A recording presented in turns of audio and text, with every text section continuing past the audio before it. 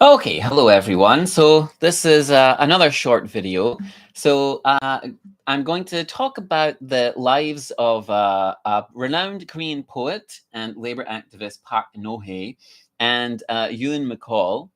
And the reason I'm doing this is because Park Nohae's debut poetry collection has been published in English for the first time this year, thanks to a translation by Brother Anthony. And as I read Park's powerful poems advocating for workers' rights, I was reminded of the work of the British folk singer and poet Ewan MacColl, who similarly championed the underclass.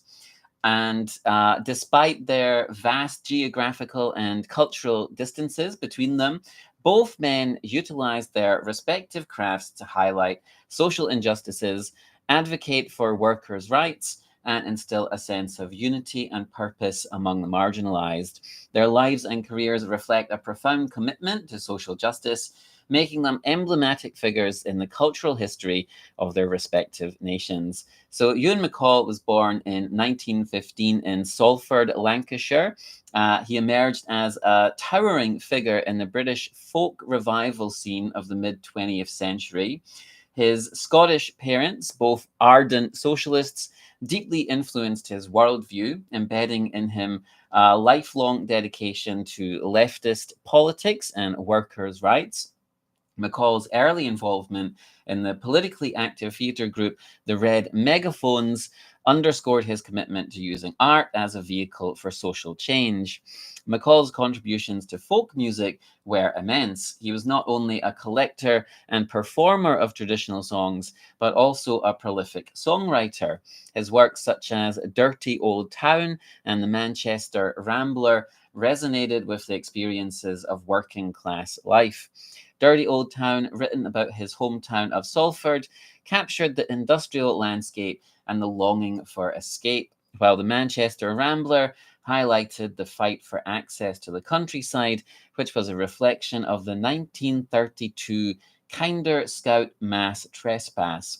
Works like the Ballad of John Axon and The Big Hewer showcased his ability to blend storytelling with social commentary, making the struggles of workers accessible and emotionally compelling to a broader audience. Park Nohae was born in 1957 and is a celebrated South Korean poet and labor activist. His poetry is deeply intertwined with his activism, and it made him a prominent voice in the fight for workers' rights and social justice in South Korea.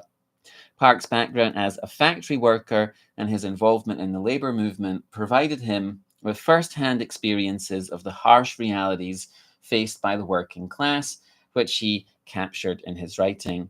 His 1984 poetry collection, Dawn of Labor, the Korean title is Nodongi Sebyok, became a seminal work in South Korean literature. The collection, written while he was in hiding from the authorities due to his labor activism, struck a chord with the public and became a rallying cry for the labor movement. His poems conveyed the pain, frustration, and hope of workers, resonating deeply during a period of intense industrialization and political repression in South Korea.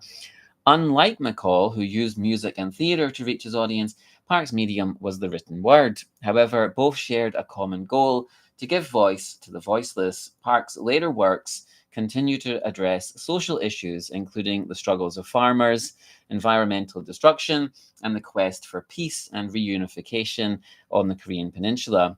His poetry is characterized by its stark realism, emotional depth, and unwavering commitment to social justice. Despite their different mediums and cultural contexts, MacColl and Park's works share several thematic similarities. Both artists were deeply concerned with the plight of the working class and used their art to highlight social injustices and advocate for change. Their works are infused with a sense of empathy and solidarity with the oppressed, reflecting their personal experiences and ideological commitments.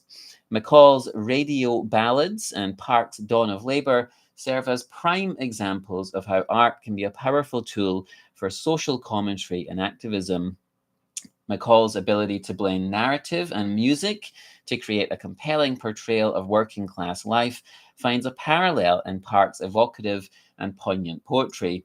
Both artists were adept at capturing the human element behind social issues, making their works resonate on a personal level with their audiences. The impact of their work extends beyond their immediate contexts. MacColl's influence on the British folk revival and his contributions to the preservation and popularization of traditional music have left a lasting legacy. Similarly, Park's poetry has inspired generations of South Korean writers and activists, contributing to the ongoing struggle for social justice and workers' rights in the country. Ewan MacColl and Park Nohae's legacies continue to be relevant in today's world, where issues of inequality and workers' rights remain pressing concerns.